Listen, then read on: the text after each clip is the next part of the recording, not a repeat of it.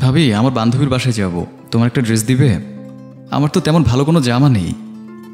ওই যে তোমার ফুফাতো ভাইয়ের বিয়েতে যে ড্রেসটা পরেছিলে সেটা দিবে? ওটা অনেক দামি জামা, তোকে দেয়া যাবে না, তুই নষ্ট করে ফেলবি। তাহলে তোমার সবুজ শাড়িটা দিবা? ওটা মাত্র একদিন পরেছি, দেওয়া যাবে না। তাহলে তোমার হলুদ কুর্তিটা দাও। সামনে আমার বান্ধবীর গায়ে হলুদ, ওখানে আমি হলুদ কুর্তিটা পরে যাব, কারণ আমার কোনো হলুদ ড্রেস নেই।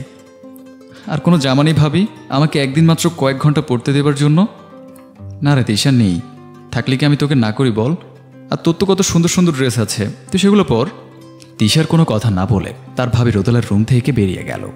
ভাবির এমন আচরণে সে প্রচণ্ড কষ্ট পেয়েছে, চোখে পানি টলমল করছে। তিশা বেরিয়ে যাবার পরপরই ঘরে ঢুকলো তার ভাই আসিফ। সে সম্পূর্ণ ঘটনাটা নিজের চোখেই দেখল। দরজার পাশে আড়াল হয়ে ছিল দেখে তিশা তাকে দেখতে পায়নি। আসিফ ঘরে ঢুকেই রোদেলাকে বলল, কি ব্যাপার রোদেলা, আমার ছোট বোন, একটা ড্রেস চাইলো, তুমি তাকে দিলে না কেন? আমার ওকে দেওয়ার মতো কোনো ড্রেস নেই, তাই দেয়নি। তোমার আলমারি ভর্তি ড্রেস, আর তুমি বলছো তোমার ওকে দেওয়ার মতো কোনো জামা নেই? আসলে ওগুলো সব দামি জামা তো। দামি জামা তো কি হয়েছে? আর কি হবে, তোমার বোন যদি আমার জামা নিয়ে নষ্ট করে ফেলে তখন? এত দরদ যদি হয় বোনের প্রতি, তাহলে নিজে একটা জামা কিনে দাও না বোনকে। রোদেলার কথাটা শুনে আসিফ আর কিছু না বলে মানিব্যাগ সাথে নিয়ে বেরিয়ে পড়ল, আর ফিরে এলো তিশার জন্য একটা জামা নিয়ে।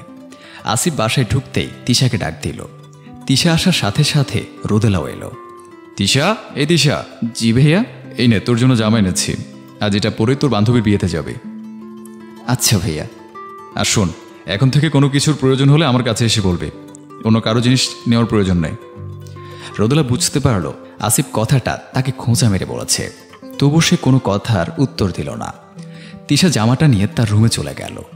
আসিফ এবার রোদেলার কাছে এসে বলল, আমার বোন যদি তোমার একটা জামা নষ্ট করত, তাহলে আমি তার বিনিময়ে 5টা জামা তোমাকে কিনে দিতাম। রোদেলা আসিফের এই কথার কোনো উত্তর না দিয়ে কেবল মুখ ভেঙচি কেটে ভেতরে চলে গেল। আজ শুক্রবার, আসিফের অফিস ছুটি আর তিশার কলেজও ছুটি, এজন্য তারা দুজনেই বাসায় আছে। তিশা সকালে ব্রেকফাস্ট করার পর বাথরুমে গেল তার এই সপ্তাহের ময়লা কাপড় আর কলেজ ড্রেস ধুতে। তখনই রোদেলা এক গাদা কাপড় নিয়ে এসে বলল, তোর ভাইয়া পুরো 1 সপ্তাহ জুড়ে এই শার্টগুলো আর প্যান্টগুলো পরেছে, এগুলো একেবারে নোংরা হয়ে গেছে। আজ না ধুলে তোর ভাইয়া কাল অফিসে পরে যাবার মতো কিছুই থাকবে না। আমার কোমরে ভীষণ ব্যথা, তুই একটু ধুয়ে দে না। তিশা কেবল মুচকি হাসল, কারণ এটা প্রতি সপ্তাহের ঘটনা। প্রতি সপ্তাহে শুক্রবার আসলে তার ভাবি অসুস্থ হয়ে পড়ে এবং তাকেই সমস্ত কাজ করা লাগে। তিশাকে রোদেলা কেবল তার ভাইয়ের কাপড়ই দিয়ে যায়নি, সাথে পুরো সপ্তাহে নিজের জমানো কাপড়গুলো দিয়ে গেল। আসিফ এই বিষয়টা জানে না, কারণ সে শুক্রবার দেরি করে ঘুম থেকে ওঠে। কিন্তু আজ দ্রুত উঠেই বাথরুমে গেল, দেখতে পেল তার বোন কাপড় কাচ্ছে। আসিফ প্রথমে ভেবেছিল তিশা হয়তো তার নিজের কাপড় কাচ্ছে, কিন্তু কাছে গিয়ে দেখল তিশা রোদেলার শাড়ি ধুচ্ছে এবং পাশে আসিফের বেশ কয়েকটা শার্ট প্যান্ট রয়েছে। এটা দেখে আসিফ প্রচণ্ড রেগে গেল আর তিশার কাছে এসে জিজ্ঞেস করল, এগুলো তোকে কে করতে বলেছে? ভাবি বলেছে। তিশার মুখে কথাটা শুনে আসিফের রাগ আরও বেড়ে গেল আর সে উচ্চস্বরে ডাকতে লাগলো, রোদেলা, এ রোদেলা। রোদেলা এসে বলল, এই চিৎকার করে ডাকছো কেন, কি হয়েছে? তুমি তিশাকে আমাদের কাপড়গুলো কাচতে দিয়েছো কেন? তাতে কি হয়েছে? আমি আসার আগে কি তোমার বোন তোমার কাপড় কাচতো না? না, বাসায় বুয়া ছিল আর তুমি সেটা দেখেছো। তুমি নিজেই বুয়াকে কাজ থেকে ছাড়িয়ে দিয়েছো আর বলেছো কাজগুলো তুমি করবে, কিন্তু তুমি নিজে না করে আমার বোনকে দিয়ে করাচ্ছ। ভাইয়া ভাবির বকাবকি শুনে তিশা বাথরুম থেকে এসে তার ভাইয়ার পাশে দাঁড়ালো। তিশা এবার তার ভাইয়াকে বলল, থাক না ভাইয়া, এটুকু কাজ করলে কি হয়? না থাকবে কেন? আব্বা মা মারা যাওয়ার পর আমি নিজে তোকে এই হাতে কোলে পিঠে করে বড় করেছি। কোনোদিন কি তোকে দিয়ে এটা করিয়েছি? নিজের সন্তানের মতো যত্নে আগলে রেখেছি তোকে, আর আমার অগোচরে তোকে দিয়ে কেউ কাজ করাবে সেটা আমি হতে দেব না। রোদেলা, এ বাসায় আমার বোনের সাথে মানিয়ে নিতে না পারলে চলে যেতে পারো। এমন কথা বলো না, আমি আর এমন করব না, আমাকে মাফ করে দাও। আমার কাছে না, ওর কাছে ক্ষমা চাও। তিশা বোন আমার, আমাকে ক্ষমা করো। আরে না ভাবে, আমি কিছু মনে করিনি, আপনি ক্ষমা চাইছেন কেন? একটা মেয়ে তার শ্বশুরবাড়িতে বউ হয়ে আসার পর তার উচিত সবাইকে আপন করে নেয়া। যদি সে সবাইকে আপন করে নেয়, আস্তে আস্তে সবাই তাকে আপন করে নিবে। বাবু তো এবার ক্লাস 5-এ উঠবে, ওর জন্য একটা ভালো টিচার রাখবো ভাবছি। তুমি যথেষ্ট, আর কোনো টিচারের দরকার নেই ওর। 5-এর সমাপনী পরীক্ষা, আমি কোনো রিস্ক নিতে চাই না। কিসের রিস্ক?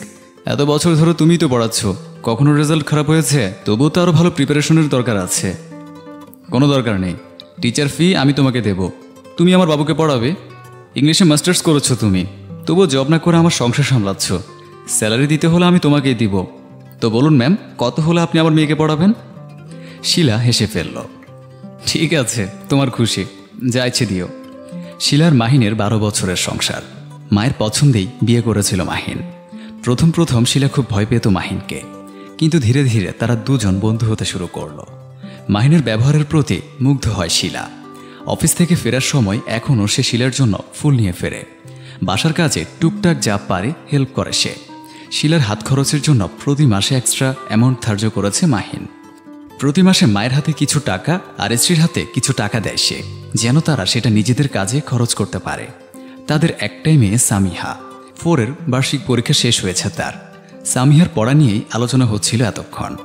শিলা সামিহাকে পড়ানো শুরু করলো। প্রতি মাসে তাকে 5,000 করে স্যালারি দিতে লাগলো মাহিন। এভাবেই 1 বছর কেটে গেল। এদিকে সামিহার সমাপনীর রেজাল্টের দিন ঘনিয়ে আসলো। আজ তো সামিহার রেজাল্ট বের হবে, আমার ভয় হচ্ছে। আরে ধুর, ভয় কিসের? ইনশাল্লাহ তোমার মেয়ে ভালোই করবে। কিছুক্ষণ পর রেজাল্ট পাবলিশ হতেই সামির স্কুল থেকে কল করলো তার টিচার। তিনি জানালেন সামিহা ফার্স্ট হয়েছে পুরো জেলায়। ফোন রেখে শিলা খুশিতে কান্না করে দিল। কি হয়েছে, ফেইল? না, সামিহা পুরো জেলায় ফার্স্ট হয়েছে। দেখলেন ম্যাম, আমি তো আগেই বলেছিলাম টিচার হিসেবে আপনি বেস্ট। এই বলে সে শিলার মাথায় হাত বুলিয়ে দিয়ে কংগ্রেচুলেশন জানায়। শিলার শাশুড়ি এসে বললেন, জলদি গিয়ে মিষ্টি কিনে আন। ন্যাপোলিয়ন বলেছিলেন, আমাকে একটা শিক্ষিত মা দাও, আমি একটা শিক্ষিত জাতি উপহার দেব। হাউসওয়াইফ বলেই তাকে অবহেলা না করে হাজব্যান্ড যদি তার প্রাপ্য সম্মানটুকু স্ত্রীকে দেয়, তখন সেই সংসারে উন্নতি আপনা আপনি ধরা দেয়। কোনো নারী যদি নিজের সংসারের কথা ভেবে চাকরি না করে, সংসারকে পেশা হিসেবে নেয়, তবে তাকে উচিত তার প্রাপ্য সম্মানে দিয়ে আর উৎসাহিত করা।